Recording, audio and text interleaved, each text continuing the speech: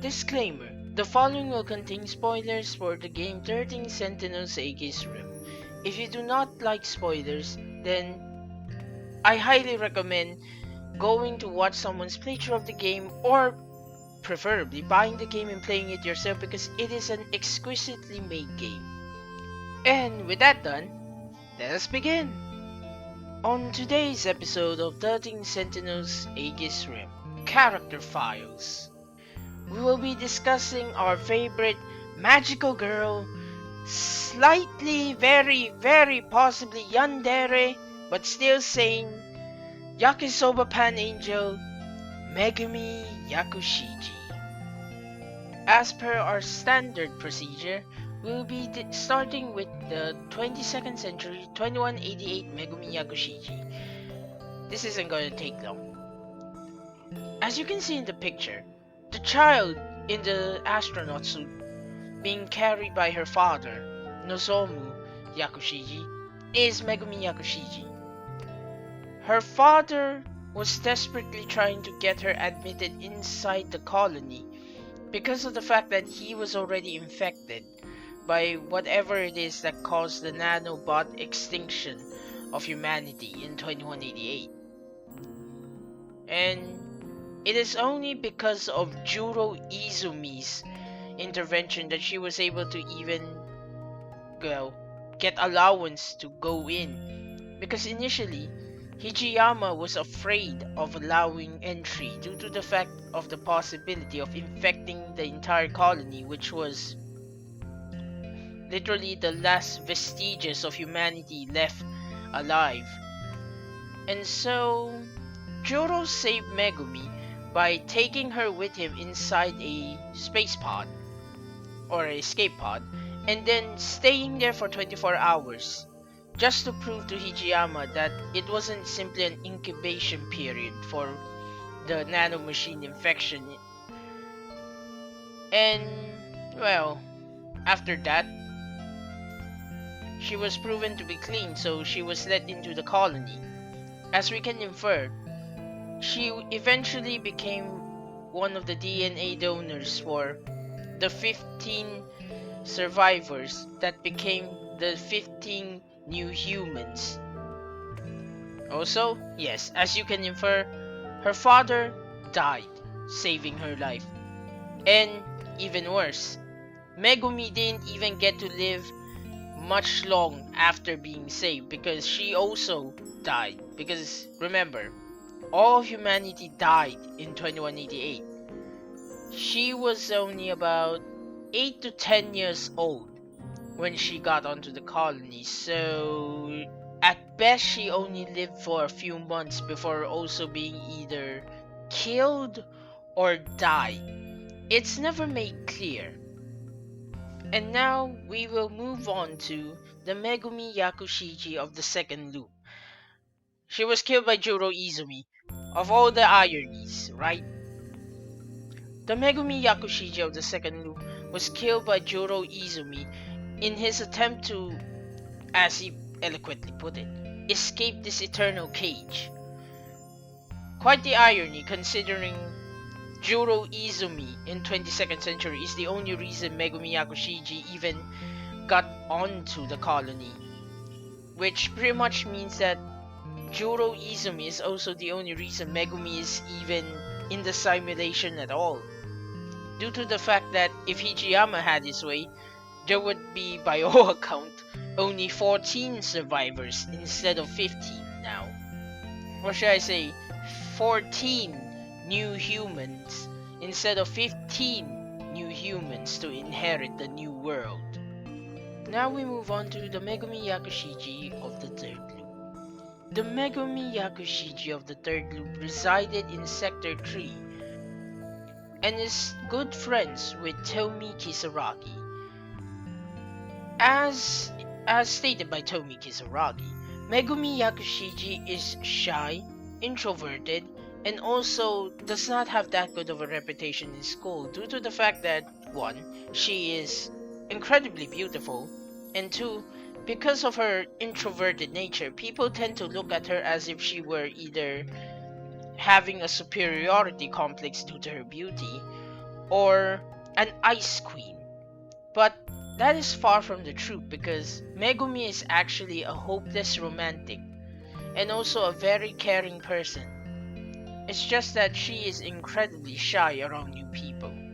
During one of her trips going back home alongside Tomi Kisaragi, they happened upon Juro Izumi and his sentinel from Sector 4.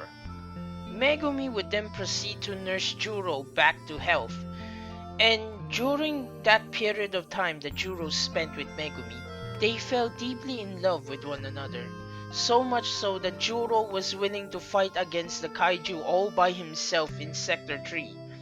Megumi would happen upon Juro's, well, husk of a body because he still was alive technically.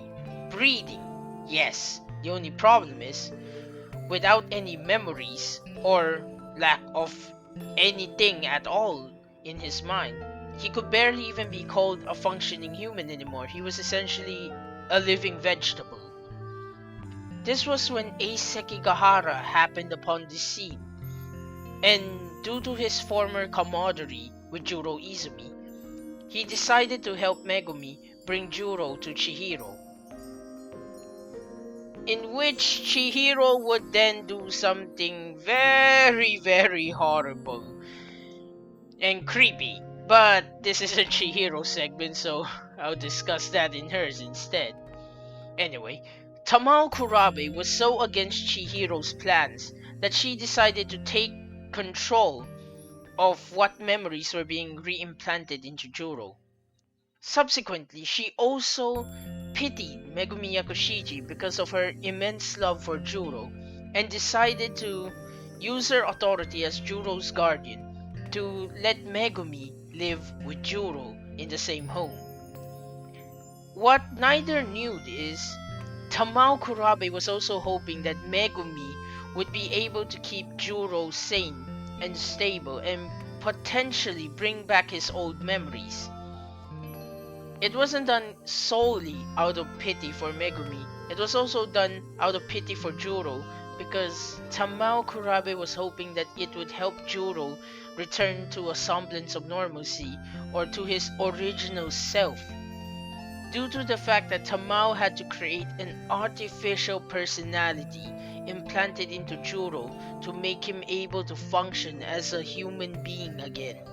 These memories subsequently do not completely match with his true personality or identity, so Tamao Kurabe most likely felt a sense of guilt because of the fact that she essentially artificially recreated a person against their will. Megumi has also proven herself to be a very good cook, so she does fit the bill for what the Japanese would call a Yamato Nadeshiko, the ideal woman. Megumi would later come into contact with Fluffy, or should I say, prisoner number 426.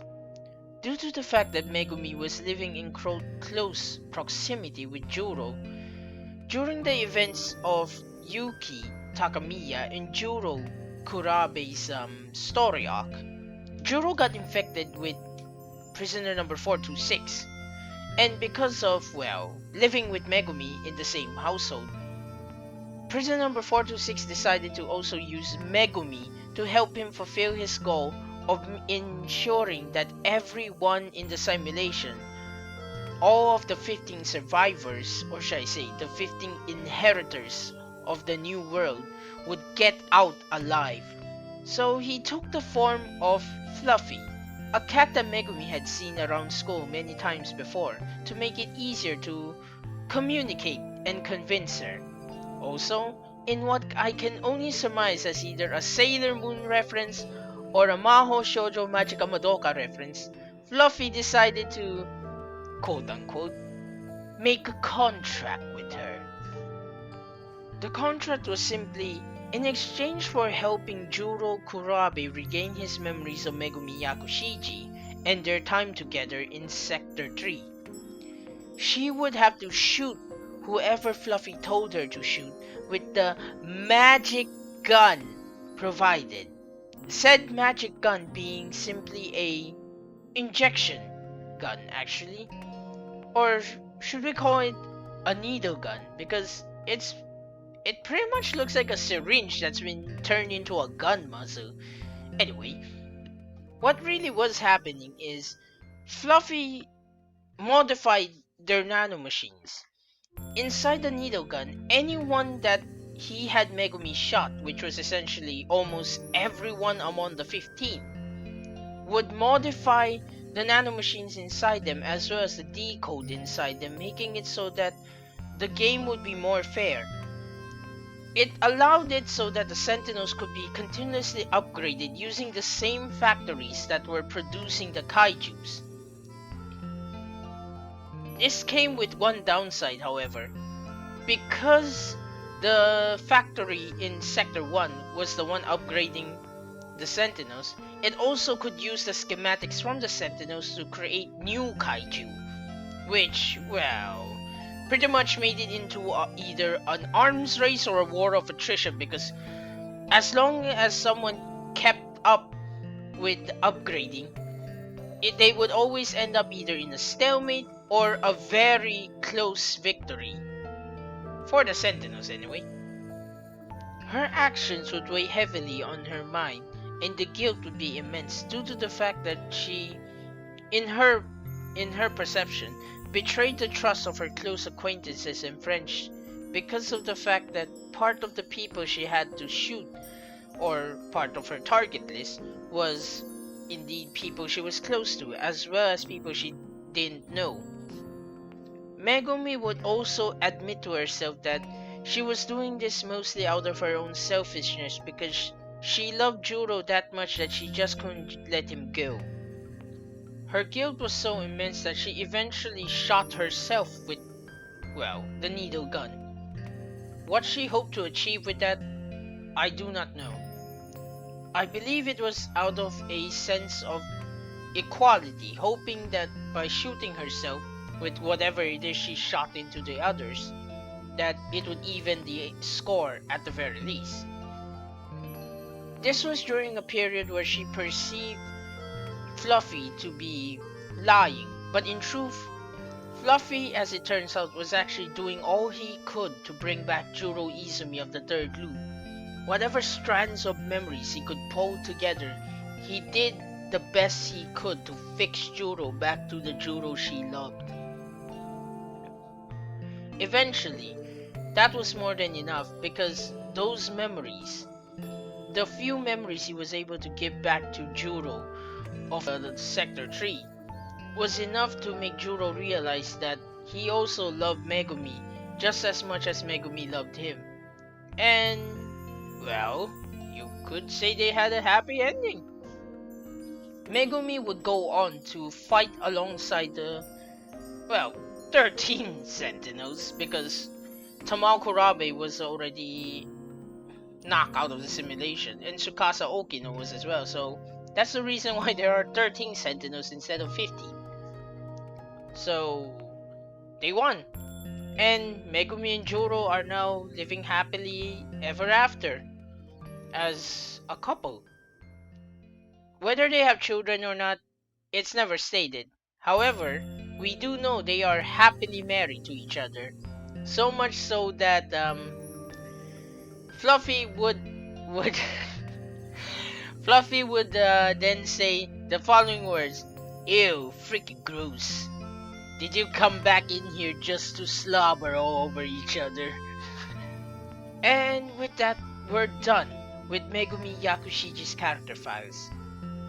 Next time on 13 Sentinels Aegis Room Character Files, we will be discussing the de facto leader of the Sentinel pilots, our very astute Sherlock Holmes impersonator, Renya Goto. Let's see, end screen. Like, comment, subscribe if you enjoyed the content. I sincerely hope you enjoyed the video. And, well, I also thank you for watching. With that as an ending note, I bid you all fun. Bye!